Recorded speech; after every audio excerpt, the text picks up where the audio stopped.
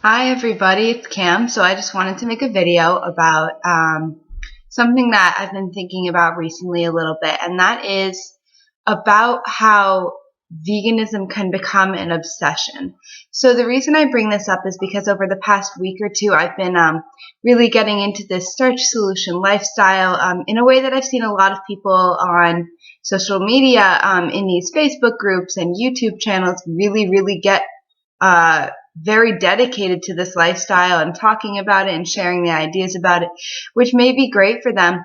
But what I wanted to talk about is when obsession becomes something that's detrimental and damaging. And I don't think this gets talked about enough because a lot of people are in this sort of tight-knit community. It's very insular and don't really realize the consequences of being so wrapped up in talking about this lifestyle.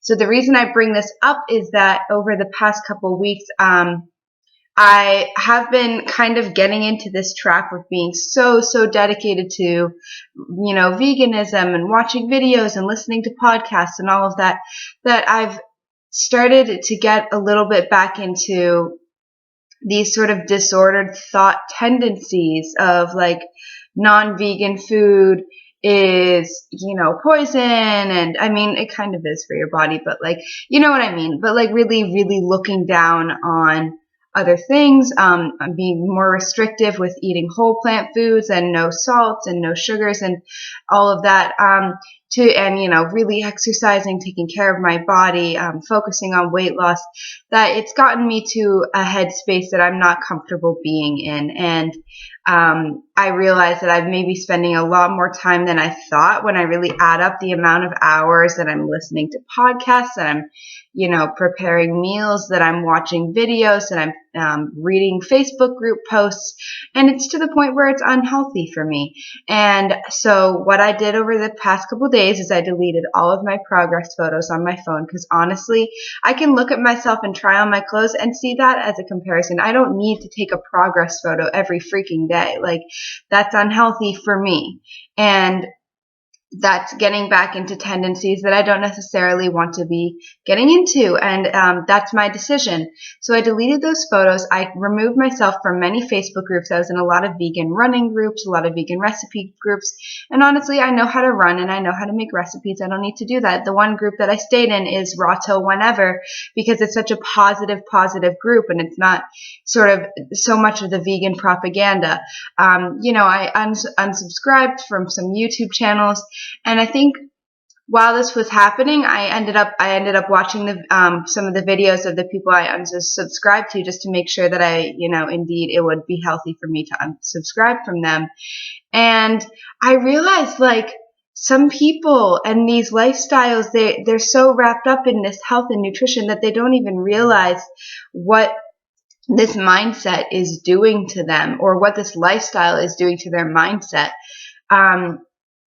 People, not to bash on all raw vegans, but when you get to the point where all you're having to eat in a day is fruit and spiralized zucchini, and you say this is a lifestyle of abundance, that's simply paradoxical in the fact that you're cutting out so many viable, good, valid sources of nutrition. And that's not to say that you should eat animal foods. I don't condone eating animal foods either. But to the point where, I watched this one girl's video and she had like banana ice cream, mangoes, and like a salad for dinner. And I just don't understand how you could get enough calories from that. Not to say that you should be doing the freely durian rider lifestyle of like eating all you can, but a lot of people come to these lifestyles who are in fragile states of mind because they are trying as hard as they can to recover from eating disorders. And, myself included, my eating disorder happened upwards of 3 or 4 years ago. So it's not something that's on the top of my mind. And so that's why I can say when I notice myself getting into a mindset that I'm not comfortable with, like that when I'm really focusing on veganism for a very large percentage of my day, I can recognize in myself that's disordered. But when people have, given their stories about their eating disorders and have lost a ton of weight and gained a ton of weight and all of this stuff, and then are choosing to go on these really extreme lifestyles and become, avid YouTube bloggers who are talking all about nutrition and talking all about health and longevity. That just strikes me as engaging in their eating disorder and masking it as being recovery. Again, I might be making a lot of blanket statements. Maybe I'm completely wrong, but these are just my thoughts, that a lot of people are so focused on talking about these things that they're actually just engaging in parts of themselves that may not be the healthiest, when maybe you should just live your life.